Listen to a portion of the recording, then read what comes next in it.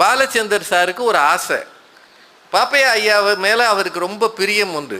எனக்கு பிடித்த 3 கற்பர்கள் அப்படின்னு அவர் ஒரு முறை விகடனில் பேட்டி கொடுத்துருந்தார்.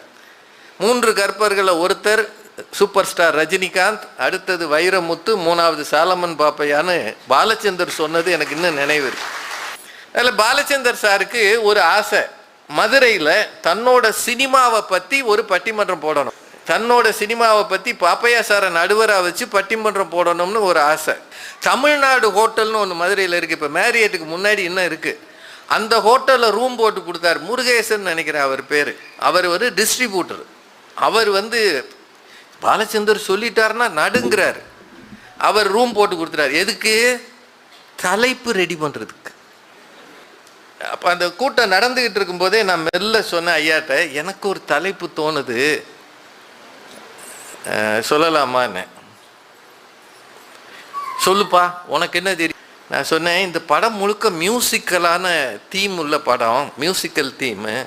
அதனால் எனக்கு இப்படி தோணுது, பாலச்சந்தரின் புது புது அர்த்தங்கள், பழைய பல்லவியா புதிய ராகமா அப்படின்னு ஒரு தலைப்பு சொன்னோடனே பாப்பையா சார் நிமிந்து பார்த்தாரு. பை தூக்குற பயலுக்கு இவ்வளவு புத்தியா? கவுண்டமணி சொல்லுவார்ல, கழுத மேய்க்கிற பயலுக்கு இவ்வளவு அறிவார். அவர் உடனே அந்த ஹோட்டல்ல இருந்து லைட்னிங் கால் அடிச்சாரு. எனக்கு இன்னும் அந்த காட்சி நினைவில் நிற்குது. லைட்னிங் கால் அடிச்சாரு. நல்ல வேளையா பாலச்சந்தர் கிடைச்சாரு. அவர்கிட்ட சொன்ன உடனே, இதுதான் தலைப்பு, பேராசிரியரை இந்த தலைப்பிலே பட்டிமன்றம் நடத்த சொல்லுங்கன்ட்டார். எனக்கு அன்னைக்கு ராத்திரியெல்லாம் தூக்கம் வரலையா.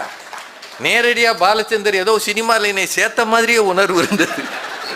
அந்த முருகேசன்றவர் இருக்கார் இல்லையா, ஐயா, இந்த தம்பியை எனக்கு ரொம்ப பிடிச்சிருக்கு. யார? இந்த தம்பி மேடையில் இருக்கணும்ட்டார். அதுக்கு பாரதி ராஜா வந்தார். நிறைய சித்தாரா, கீதா, அதில் நடித்த எல்லாரும், ரகுமான் தானே அதில் நடித்தது, ரகுமான், விவேக் ஒல்லியாக இருப்பார். அப்போது அவ்வளவு பேர், சென்னையிலேருந்து ஒரு நட்சத்திர பட்டாளமே வருதுன்னு மதுரையே பயங்கர கும்பல்.